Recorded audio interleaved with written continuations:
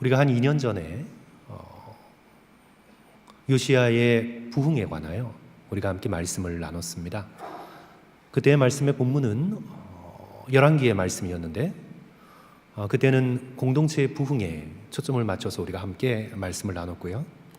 오늘은 이 역대기의 말씀을 가지고 진정한 개혁자 요시야에 초점을 맞추면서 우리가 어떻게 자신을 개혁하고 또한 자신의 삶을 하나님 앞에 바로잡을 수 있을까를 오늘 이 본문의 말씀을 통해서 우리 성도들과 함께 나누려고 합니다. 우리 자기개발서로 많은 사람들에게 읽혀졌던 그 구본형 씨의 익숙한 것들과의 결별이라는 책이 있는데요. 거기서 이렇게 쓰고 있습니다. 변화와 개혁에 대한 우리들의 본질적인 두려움은 새로움을 바라지 않기 때문이 아니다. 얼마나 많은 사람이 마음 깊숙한 곳에서 변화를 바라왔는가. 마음 깊은 곳에 숨어있는 반란을 느껴보지 않은 사람은 없을 것이다. 누구나 다 변화를 바라고 누구나 다 한번 자신의 판을 뒤집어 엎고 싶은 열망을 누구나 다 가지고 있다는 것이죠. 좀 중약하고요. 작심삼일이라는 말은 익숙한 생활의 패턴을 벗어나기가 누구에게나 얼마나 어려운 일인가를 증명하는 경구다. 우리가 변화를 두려워하는 것은 바라지 않아서가 아니라 익숙한 생활이 가져다 주는 기득권을 잃어버릴까 봐 두려워서이며 생활의 편안함을 놓치기 싫어서이다. 옳은 지적인 것 같습니다. 우리는 변화와 새로움을 바랍니다. 우리가 변화되기를 원치 않는 사람은 이 가운데 누가 있습니까? 좀 더 새로워지기를 바라지 않는 성도들이 누가 있겠습니까? 그런데 우리가 변화와 새로움을 바라면서도 우리가 변화와 새로움이 가져다 줄 그 변화를 두려워하는 이유는 익숙한 생활이 주는 안락함을 우리가 잃어버려야 하기 때문입니다. 우리가 변화되려면 지금 가지고 있는 것들을 잃어버려야 하기 때문입니다. 우리가 진정 새로워지려면 지금 붙들고 있는 것들을 놓아버려야 하기 때문입니다. 그래서 우리가 변화는 막연히 바라지만 지금 붙들고 있는 걸 놓기가 어려운 것이에요. 그래서 진정으로 변화되지 못하고 진정으로 새로움을 경험하지 못하는 것이라는 이 통찰은 제가 볼 때 옳은 것 같습니다. 예를 들어 운동을 통해 건강을 유지하고 또 몸무게도 줄이고 바라지 않는 사람이 누가 있겠습니까? 근데 그렇게 하려면 성도 여러분 무엇을 잃어야 합니까? 좀 더 자자, 좀 더 눕자, 이 편안함을 잃어야만 운동이 가져다주는 새로움을 경험할 수 있는 것입니다. 먹고 싶은 것을 마음껏 먹으려는 식욕도 절제해야 하고 참아야 하는 것입니다. 진정으로 변화되고 새로워지기 위해서는 내가 지금 누리고 있는 편안함을 포기해야 합니다. 근데 그게 싫은 거죠.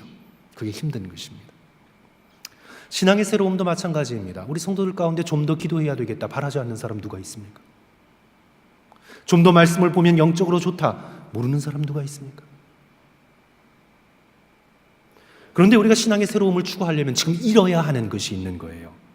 내가 스포츠를 보는 시간을 줄여야 하고 내가 드라마를 보는 편안함을 포기해야 합니다.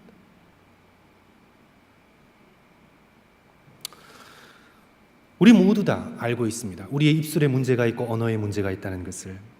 내가 침묵을 통해 언어를 절제하며 다른 사람을 비판하는 대신 내 스스로를 성찰하며 부정적인 말들을 쏟아놓는 대신 함께 기도하고 축복하는 말을 해야 되겠다.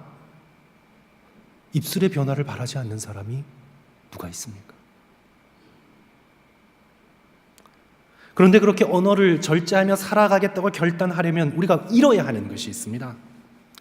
그것은 루머의 귀를 쫑긋 세우는 그런 흥분을 잃어야 되고 타인의 가십거리를 찾아 이리저리 말하는 그런 즐거움을, 좋지 않은 즐거움을 포기해야 합니다.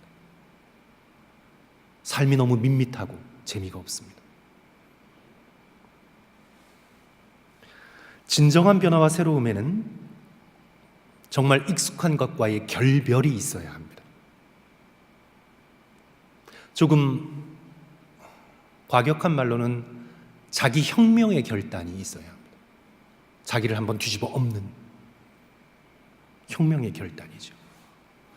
오늘 저와 여러분이 함께 읽은 이 역대하 34장에서는 왕인 요시야가 자기의 어의를, 왕의 옷을 찢어버리는 그런 결단이 필요한 것입니다. 우리 19절 보시면 왕의 율법의 말씀을 듣자 자기 옷을 찢더라. 왕의 옷을 찢은 것입니다. 왕으로 누렸던 일상의 편안함의 옷을 찢은 것입니다. 그리고 더 나아가 이스라엘이 당연시 했던 우상 숭배와 유월절을 지키지 않았던 신앙적 게으름의 옷을 백성들의 대표로서 찢어버리는 것입니다. 오늘 긴 본문을 읽었지만 우리는 이 본문에서 요시야의 개혁을 보게 됩니다. 그 개혁이 오랜 우상 숭배에서 헤어나오지 못했던 유대의 근본을 뒤흔드는 것이라 가히 혁명에 가까운 개혁이라, 즉 혁명적 개혁이라고 우리는 그렇게 말할 수가 있겠습니다. 요시야 왕 이전에도 여러 번의 개혁이 있었습니다. 아사의 개혁이 있었고, 여호사밧의 개혁이 있었고, 여호야다의 개혁이 있었고, 히스기야의 개혁이 있었습니다. 이 모든 개혁들은 부분적으로 성공했습니다. 하지만 전 유다까지 뻗치는 광범위한 개혁으로 나가지는 못했습니다. 그런데 이 요시야의 개혁은 전 유다를 넘어 패망한 북이스라엘 영토에까지 영향을 미치는 그런 광범위한 개혁이었습니다. 그렇게 광범위했을 뿐만 아니라 적어도 그 순간만큼은 이스라엘의 모든 백성의 삶에 심대한 영향을 미쳤던 그런 철저한 부흥이고 개혁이었습니다. 이 요시야의 개혁의 역사적 의미가 유월절을 온전히 지킨 순종에서 드러납니다. 우리 35장 18절 말씀 우리 한번 한 장 넘기셔서 요시야의 개혁을 어떻게 기록하고 있는지 우리 함께 찾아봅니다. 우리 35장 18절 우리 다 같이 한 목소리로 읽을까요? 선지자 시작. 선지자 사무엘 이후로 이스라엘 가운데서 유월절을 이같이 지키지 못하였고 이스라엘 모든 왕들도 요시야가 제사장들과 레위 사람들과 모인 온 유대와 이스라엘 무리와 예루살렘 주민과 함께 지킨 것처럼 유월절을 지키지 못하였더라. 이스라엘 왕정이 수립된 사무엘 시대 이후로 가장 광범위하고 강력한 개혁이었습니다. 이제 저는 오늘 말씀 속에서 요시야의 세 가지 액션에 대해서 조금 살펴보면서 우리가 얻을 수 있는 그런 교훈을 함께 나누고자 합니다. 이제 요시야의 세 가지 액션이 등장하는데 헐고, 드리고, 찢고 이렇게 세 가지의 동사가 줄을 이루면서 말씀을 이어가고 있죠.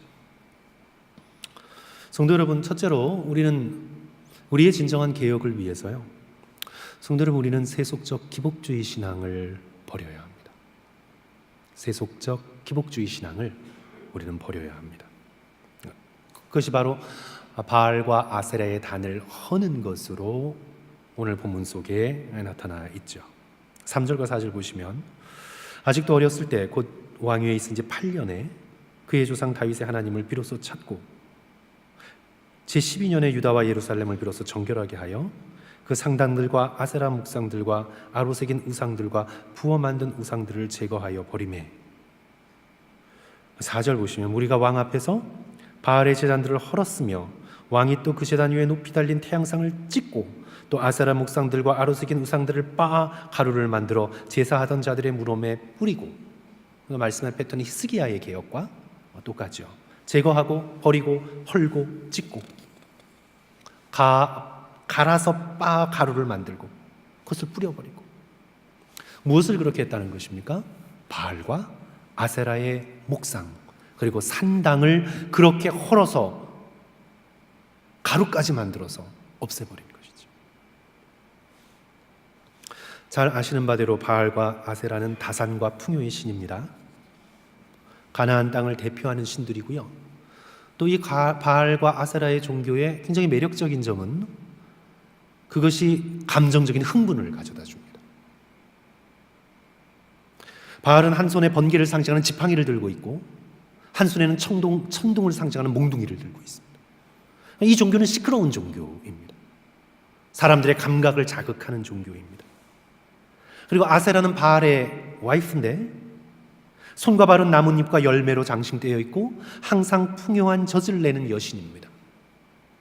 하나님은 한 분이신데 바알과 아세라는 남자와 여자, 남신과 여신 같이 있습니다. 자극적이고 흥분을 가져다주고 사람들이 바라기에 너무나 좋은 상징을 보여주고 있습니다. 그래서 이스라엘은 이 바알과 아세라의 목상을, 산당을 역사적으로 온전하게 헐지 못했는데 비로소 요시야 시대에 와서 그것들을 헐어버리고 없애버리는 것이지요. 전형적인 세속적 기복주의와의 결별입니다. 하나님께서 우리 이스라엘의 미래를 책임져 주시고 하나님께서 이스라엘 백성의 쓸 것을 책임져 주신 우리 하나님은 선하신 분이시다. 그래야 우리는 온전히 하나님만 바라고 주님을 의지하는 여호와께로 돌아가는 온전한 예배의 개혁, 삶의 개혁이 우리에게 필요하다고 역설하면서 세속적 기복주의 바알과 아세라와 결별을 선언하고 있는 것입니다. 성도 여러분, 우리가 여러 차례 우리가 함께 살펴본 것처럼 이런 세속적 기복신앙이 오랜 동안 한국 교회 안에 너무 깊이 들어와 있었습니다. 그리고 미국 교회도 번영신학이라고 해서 굉장히 깊게 교회 안에 영향을 미치고 있습니다. 이대로 놓아두면, 지금의 현상만으로도 오늘날의 교회가 이스라엘 시대의 산당처럼 되지 않았는가라고 고민할 정도로 그렇게 되었습니다. 이스라엘 시대의 산당을 뿌리 뽑기가 힘든 이유는요, 산당에서 바알과 아세라와 함께 여호와 하나님을 섬겼기 때문입니다. 산당에서 하나님을 예배한 그들은 한 번도 우리가 하나님을 섬기지 않았다 이렇게 생각지 않아요. 산당에서 하나님을 섬겼습니다. 그런데 그 당시 다신교가 문화였기 때문에 하나님과 함께 바알과 아세라도 섬겼던 것입니다. 성도 여러분, 오늘 우리는 어떻습니까? 성도 여러분, 정말 저와 여러분의 마음속에 정말 하나님만을 섬기는 우리의 마음속에 열망이 있습니까? 아니면 이 세상을 살아가는데 어떻게 하나님만으로 돼? 돈이 있어야 되고 성공이 있어야 되고.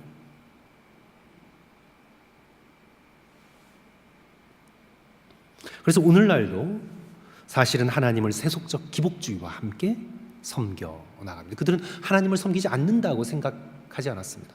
하나님을 예배했습니다. 다만 바알과 아세라와 함께 예배를 한 것이죠. 우리 가운데 이렇게 물을 수 있습니다. 목사님, 복을 바라는 것이 뭐 잘못인가요? 기복, 복을 비는 거, 뭐 잘못인가요? 모든 신앙의 핵심이 복을 비는 것 아닌가요? 맞는 말씀입니다. 기독교 신앙의 핵심에 복이 있습니다. 그리고 복을 구하는 기복의 신앙이 기독교의 핵심입니다. 그런데 이제 중요한 것은 성도 여러분, 무엇이 참된 복인가? 성도 여러분, 무엇이 복입니까? 성도 여러분, 정말 blessing, 복이 무엇입니까? 그 복을 무엇이라고 생각하는가에 따라 오늘 우리의 신앙의 본 모습이 드러나는 것입니다. 박철수 목사님이란 분이 축복의 혁명이라는 책에서 복에 대해서 아주 중요한 언급을 합니다. 서문에 무엇을 복이라고 생각하냐에 따라 그 사람의 인격과 신앙이 결정됩니다. 그러니까 복에 대한 definition, 성도 여러분 무엇이 복입니까? 성도 여러분에게 있어서 정말 복이 무엇입니까? 복권에 당첨되고 복권, 그래서 오래 살고 사람들이 부러워할 만한 재산을 가지고 그렇게 사는 것이 성도 여러분 정말 내가 추구해야 할 최고의 복입니까? 우리 그것을 복이라고 생각합니까? 그러면서 이제 한국교회 문제점을 지적할 때 한국교회가 여러 가지 문제를 안고 있지만 그 중에 바람직한 축복관을 갖지 못한 것이 가장 큰 문제라고 지적하면서, 그러면 이제 복이 무엇이냐, 복을 정의하기를 성도는 복권이 복이 아니라 복음이 복이다. 복음 그 자체가 복이다. 여기에 무엇을 더하면 그것은 사이비가 된다. 그렇게 주장을 했습니다. 그리스도의 십자가의 부활을 통해 우리의 죄를 사하시고 우리를 구원하시고 우리를 죄와 사망의 골짜기에서 건져 영원한 영생에 이르는 천국을 약속하시고, 그리고 지금부터 영원까지 이 죄된 이 연약한 우리와 함께 하시겠다고 하시는 예수 그리스도의 십자가를 통해 우리에게 주어진 복음, 이 복음이 최고의 복인 것이죠. 그래서 참된 복이란 다른 어떤 것이 아니라 바로 십자가를 통해 죽기까지 우리를 사랑하신 그 하나님이 지금부터 영원까지 우리와 함께 하시겠다는 이 약속이 우리에게 참된 복인 것입니다. 그것이 1000점짜리의 복이라면 사실 돈, 건강, 명예 이런 것들은 숫자로 칠 수도 없는, 비교가 되지 않는 그런 수준의 것들임을 우리는 깨닫게 됩니다. 성도 여러분, 시편에서 이 시편 73편이 참 중요한데요. 우리 시편 73편 보시면 시편 73편의 기자가 악인들을 바라보면서 시험에 들지요. 그들의 재산이 아주 악한 악인들인데 그들의 재산이 불어납니다. 그런데 건강까지 해요. 그리고 오래 삽니다. 죽을 때 좀 고생하나 지켜봤는데 죽을 때에도 너무 편안하게 죽어요. 그래서 이 시편의 기자가 시험에 들지요. 내가 하나님을 믿는 이유가 무엇인가? 시험에 듭니다. 그래서 잠시 의심하고 낭망했지만 그가 그런 시험의 마음을 가지고 성전에 들어가서 비로소 무엇이 참된 복인가를 깨닫습니다. 우리 시편 73편 28절 우리 한번 찾아볼까요, 성도 여러분? 시편 73편 우리 아사베의 시죠. 28절. 시편의 중심인 제3권을 시작하는 문을 여는 시편이죠. 아주 중요한 시편인데 여기서 복에 대해서 정의를 합니다. 우리 시편 73편 28절 성도 여러분 다 같이 한 목소리로 읽습니다. 시작. 하나님께 가까이함이 내게 복이라. 내가 주 여호와를 나의 피난처로 삼아 주의 모든 행적을 전파하리이다. 성도 여러분, 이 부분이 굉장히 중요합니다. 하나님께 가까이함이 내게 복이라. 하나님께 가까이 가는 것, 그것이 복입니다. 복을 정의하는 것입니다. 성도 여러분, 만약에 여러분이 어떤 순간에 큰 돈을 버셨습니다. 큰 돈을 벌시게 되었어요. 어떤 이유든지. 그런데 그 돈 때문에 내가 하나님께로 멀어졌으면 여러분은 저주받은 것입니다. 그런데 내가 오히려 그 물질로 인해서 하나님과 더욱 가까워졌다면, 굉장히 그러기가 쉽지 않은데, 그러려면 우리는 굉장한 믿음이 있어야 되고 우리는 하나님 앞에 굉장히 깨어 있어야 합니다. 그 물질을 가지고 오히려 하나님께 더 가까이 다가가게 됐다. 그렇다면 그 물질이 복이 될 수가 있는 거예요. 그러나 대부분은 물질을 가지고 하나님께로부터 멀어집니다. 성도 여러분, 우리가 인생을 살아가면서 우리에게 질병이 찾아오죠. 그런데 우리가 질병이 찾아왔을 때 내가 오히려 그런 질병으로 인해서 하나님을 가까이 하게 됐다. 육체적으로는 연약하고 무너지고 아픔이 있지만 오히려 그 순간을 통해 내가 내 생명이 하나님께 달려있음을 깨닫고 나의 인생을 돌아보고 하나님을 생각하고 그 시간을 통해서 내가 더욱 하나님께 가까이 가게 되었다면 하나님을 가까이 함이 복입니다. 오히려 그 질병이 나로 하여금 하나님께로 가까이 가는 복을 누리게 하는 것이죠. 그런데 평생을 살아가면서 너무 건강해요. 아무리 나쁜 짓을 하고 아무리 몸을 막 굴려서 써도 막 건강해요. 하나님 생각할 필요도 없어요. 내 몸만 가지면 내 마음대로 살아갈 수 있을 것 같아요. 오히려 그 사람에게 있어서는 그 건강이 하나님께로부터 멀어지게 만들었습니다. 복입니까? 저주입니까? 오늘 시편 73편은 오늘 우리에게 믿음의 백성이 무엇을 복이라고 생각해야 되는지를 명확하게 가르치고 있는 거죠. 사랑하는 성도 여러분, 우리가 다시 한번 하나님만이, 그분께 가까이 하는 것만이 진정한 복임을 깨닫고 우리의 마음속에 있는 세속적, 물질적 기복주의 신앙, 바알과 아세라를 떨쳐낼 수 있는 그런 저와 여러분이 되었으면 좋겠습니다. 성도 여러분, 참된 관계는 이 세속적 기복주의 신앙이 오늘 우리들의 신앙을 망치게 되는 이유는요, 성도 여러분, 성도 여러분 한번 이렇게 생각할까요?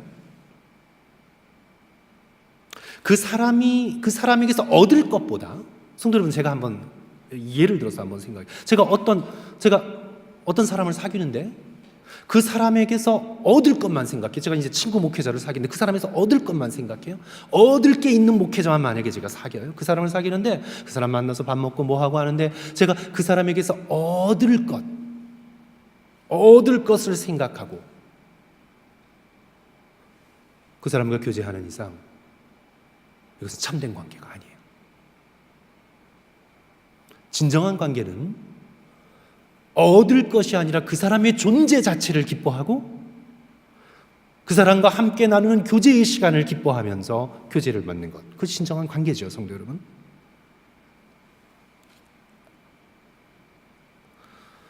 결혼하려는 신부가 신랑보다 그 재산을 더 사랑하면, 자녀가 부모님 자체보다 부모가 가진 재산을 더 좋아하면, 부모가 자녀의 존재보다 자녀의 성공과 성취를 더 사랑하면 그것은 참된 인격적 관계가 아닙니다. 참된 인격적 관계는 가난해져도 남편 자체를 사랑하고 물려받을 것이 없어도 부모님 자체를 존중하고 설령 실패하더라도 자녀의 존재 자체를 소중히 여기는 것이 진정한 인격적인 관계입니다. 하나님을 향해서도 마찬가지입니다. 우리가 하나님께 얻어내기 위해서 하나님께 다가가는 이상 우리의 신앙은 성숙하지 못합니다.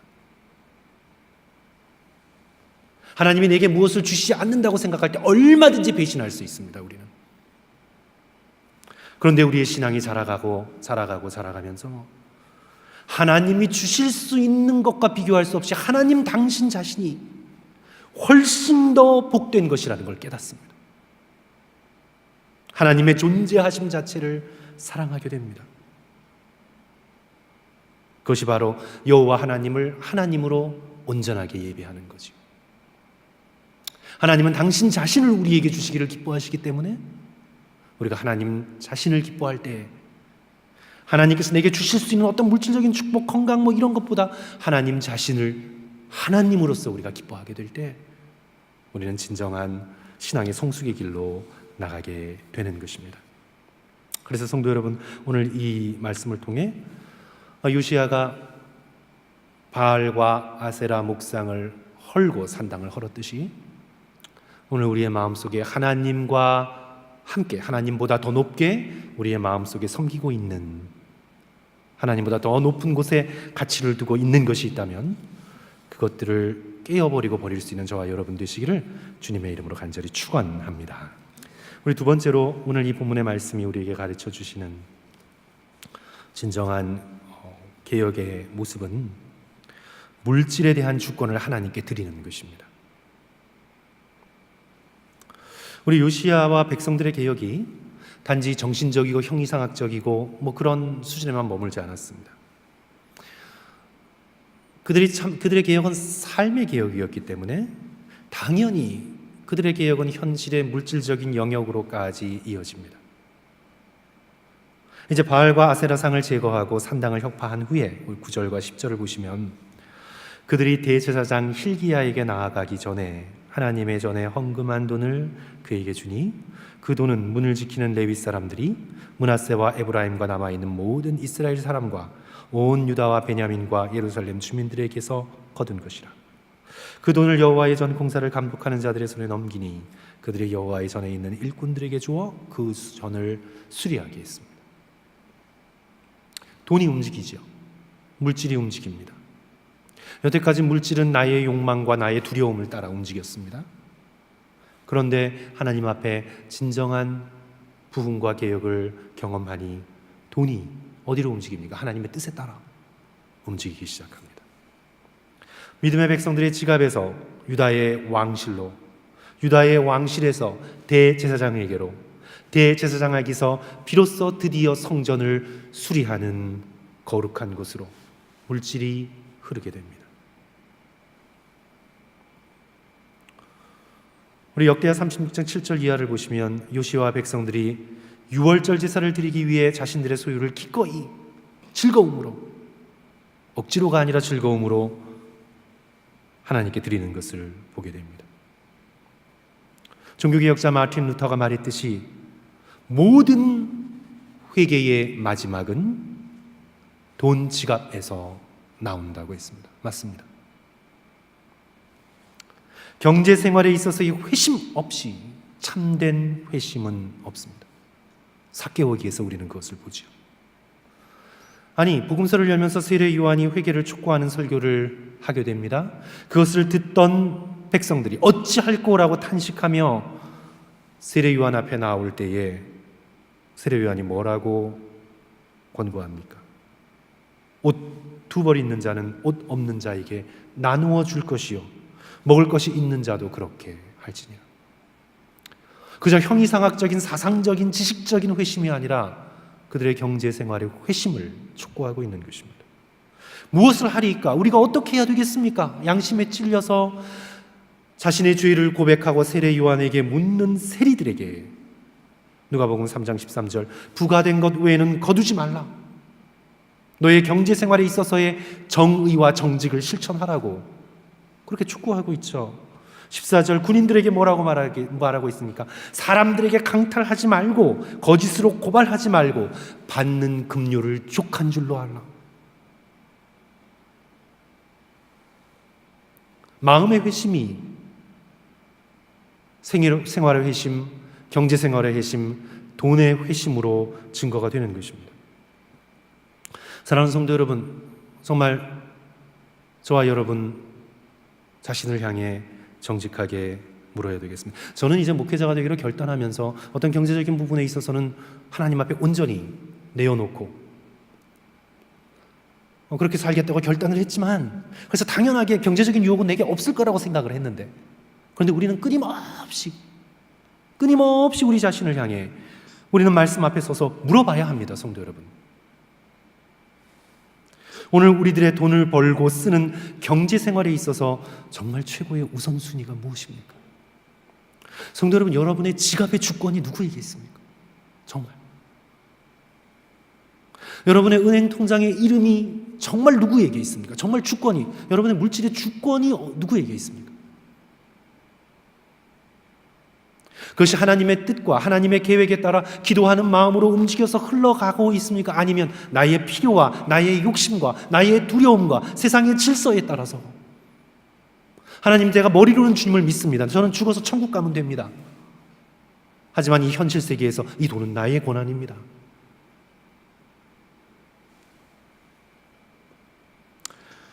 오늘 이 본문 말씀에서 어떤 이유에서인지 분명하진 않지만 요시야는 백성이 드린 헌금을 즉시 성전을 보수하는 데 사용하지 않았습니다. 오랜 동안 그냥 묵혀두었습니다. 10절을 보면 이 헌금은 전에 거뒀던 헌금인데 제사장에게 주지 않고, 그러니까 성전의 수리를 위하여 제사장에게 두지 않고 왕실이 보관하고 있었던 것으로 보입니다. 왜 그랬을까요?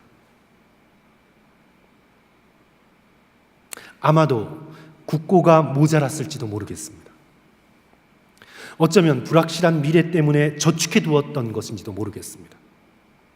전쟁이 날 것을 대비하여 그때의 군사들을 일으키기 위하여, 아니면 적어도 감당할 수 없으면 화친하기 위하여 아마도 돈을 모으고 있었는지 모르겠습니다. 어떤 이유에서였는지 확실하진 않지만 하나님의 전을 수리하는 데 우선권을 두지 않고 왕실이 그 헌금을 가지고 있었습니다. 비상시를 대비해서. 그러나 요시야가 진정한 개혁자, 진실된 개혁자가 되기로 결단하면서 그는 물질 사용의 우선권을 하나님께 둡니다. 현재와 미래에 대한 나라의 경제적 염려를 하나님께 맡기고 그동안 왕실의 국고에서 보관하고 있던 것들을 원래의 사용 목적에 따라 하나님께 드리고 성전을 보수하고 새롭게 하는데 쓰게 됩니다. 사랑하는 성도 여러분, 저와 여러분의 경제 생활은 어떻습니까? 정말 성도 여러분, 저와 여러분의 마음속 깊숙한 곳에 이 돈은 내가 번 것이 아니다라는 고백이 있습니까? 이것은 하나님께서 내게 맡겨주신 것이라는 청지기 의식이 있으십니까? 그리고 돈을 쓰기 전에 정말 기도하는 마음으로 하나님의 뜻을 간구하며 재정의 계획을 세우십니까? 물질의 우선순위를 정해 놓으셨습니까? 그냥 되는 대로가 아니라 하나님 앞에 물질의 우선순위를 정해 놓으셨습니까? 시간도 여성도 여러분 막 쓰면 시간을 많이 낭비하게 됩니다. 시간도요, 내 시간에 있어서 우선순위를 정해두지 않으면 시간은 그냥 흘러나갑니다. 핸드폰에 다 빼앗겨요. 시간은, 순식간에. 물질도 마찬가지입니다. 물질도 나의 우선순위를 정해 놓으셨습니까?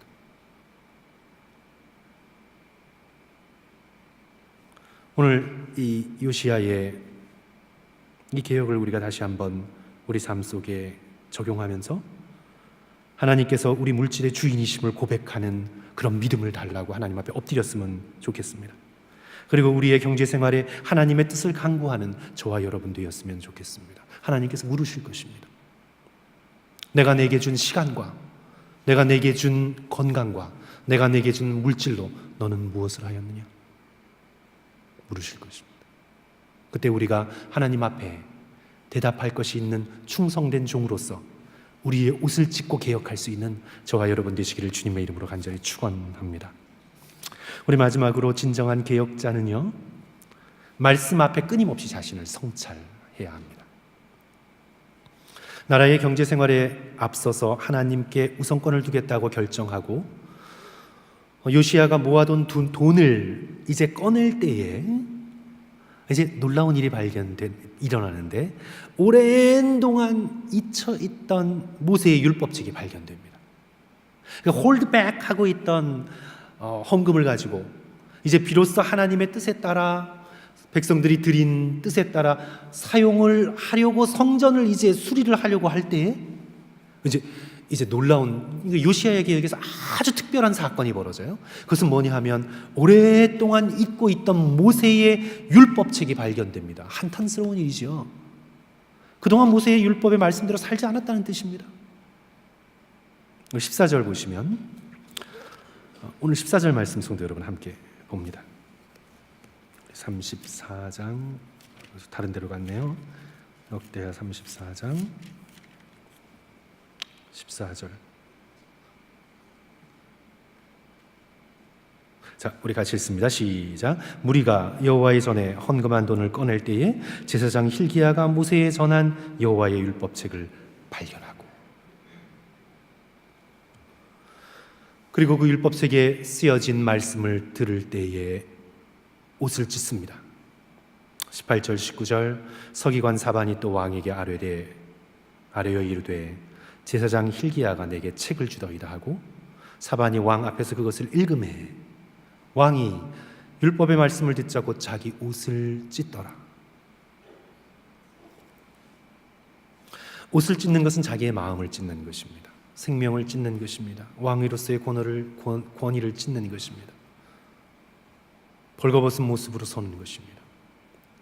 말씀을 지키지 못한 자신과 나라에 임할 재앙을 내다보며 회개하는 상징적 행동입니다. 성도 여러분, 우리는 말씀 앞에서 두 가지 중 한 가지를 선택해야 합니다. 말씀 앞에 내 자신의 마음을 찢든지 아니면 말씀을 찢어버리든지, 우리는 둘 중에 하나를 해야 합니다. 비슷한 상황이 성도 여러분 기억나세요? 우리 성경을 쭉 통독하시면서 읽으신 성도들은 이제 비슷한 상황을 기억합니다.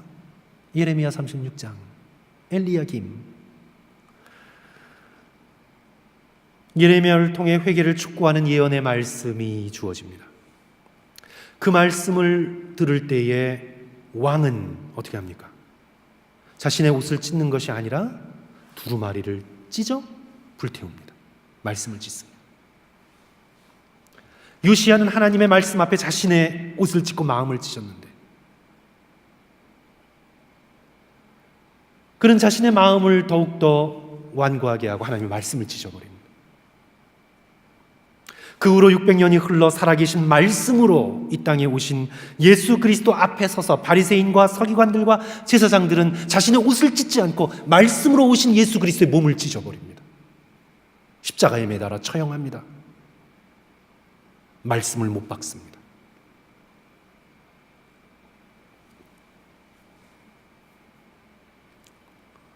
성도 여러분, 우리는 말씀 앞에서 옷을 찢을 때 그 말씀이 나의 사회적 신분을 뚫고 나의 깊은 곳까지 들어와 나의 속사람이 변화되기를 바라는 열망의 마음을 품고 우리는 날마다 우리의 위선의 옷을 찢고 주님 앞에 서야 하는 것이지요. 성도 여러분, 다시 한번 오늘 이 요시야의 개혁을 저희들이 마감하면서 진정한 개혁은 언제나 자기 성찰에서 시작됩니다. 성도 여러분, 진정한 교회의 변화는 언제나 자기에게서 출발합니다. 그래서 그저 불평만 하는 사람들에게서 교회의 변화는 오지 않습니다. 신앙의 변화는 결코 불평에서 나오지 않습니다. 왜냐하면 불평은 상황을 불평하고 다른 사람들을 불평하기 때문입니다. 불평은 개혁을 일으키지 못합니다. 불평은 결코 신앙의 부흥을 가져다 주지 못합니다. 진정한 개혁은 자기의 성찰에서 옵니다. 말씀을 놓고 내 마음을 들여다보고 내 마음의 옷을 찢는 데서 다른 사람들의 모습이 힘들어 보일 때도 있죠. 왜 저 사람은 저럴까? 왜 저 사람은 저럴까? 그런데 진정한 개혁자는 다른 사람들의 아름답지 못한 모습을 가지고 자기 성찰로 가져옵니다. 나에게는 저런 모습이 없는가? 나에게는 저런 행동이 없었는가? 나에게는 저 사람의 마음이 없었는가? 그 사람을 불평하고 그 사람에 대해서 말을 쏟아놓기 전에 저 사람의 저런 마음과 모습과 실수와 아픔이 나는 없었는가? 그렇다면 나는 어떻게 살아야 되겠는가? 나는 어떻게 저 연약한 형제자매들을 위해 기도해야 되겠는가? 여기에서 진정한 신앙의 개혁이 시작되고 우리 자신의 영적인 변화가 시작되는 거죠. 그런데 그 일이 참 쉽지 않습니다. 목회자인 저 자신도 너무 어렵습니다. 너무 쉽지 않습니다. 너무 쉽게 불평을 말해버리고 너무 쉽게 다른 목회자의 실패를 가십으로 돌려버리고 한국교회의 상황과 한국교회의 여러 가지 것을 불평하는 것에서 개혁은 시작되지 않습니다. 그 모습이 나에게는 없는가? 자신의 옷을 찢고 자신의 마음을 찢고 말씀 앞에서 자신을 새롭게 세우는 자만이 진정한 교회에 개혁을 가져다주는 믿음의 백성이 될 수 있는 것이죠. 그래서 사랑하는 성도 여러분, 우리 한국교회가 개혁되어야겠다고 생각되면 그러면 나 자신이 먼저 그렇게 개혁되도록 힘써야 되겠습니다.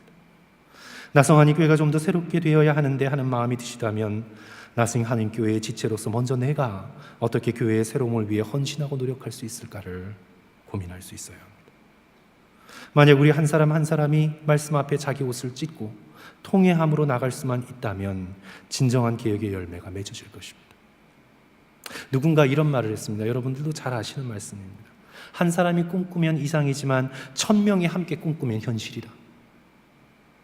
정말 맞는 말씀입니다. 지금 이 자리에서 예배드리는 우리 열심히 있는 우리 성도들 지금 한 몇 분 되시나요? 평소에 한 80분 나오시는데 오늘 한 50명 정도 되시는 것 같아요. 오늘 한 5, 60명의 우리 교우들만이라도 우리가 진정한 개혁을 꿈꾸고 말씀 앞에서 우리의 마음을 찢을 수만 있다면 참된 이 개혁의 소망이 우리의 현실이 되는 놀라운 축복을 받아 누리게 될 줄 믿습니다. 오늘 다시 한번 우리가 역대 상하를 쭉 돌아보면서 이제 마감하면서 우리가 요시야의 마음으로 돌아가서 요시야의 개혁이 유다의 멸망을 유턴시키지는 못했지만 므낫세라는 그런 범죄로 인해서 유턴시키지 못했지만 그래도 요시야는 오늘 우리에게 개혁의 선구자로 우리가 본받아야 할 그런 신앙의 위인으로서 오늘 우리 가운데 있습니다. 다시 한번 요시야의 명을 가지고 오늘 나 자신이 진정한 개혁자가 되고 진실된 백성으로 하나님 앞에 설 수 있는 저와 여러분 되시기를 주님의 이름으로 간절히 축원합니다. 우리 함께 기도하겠습니다.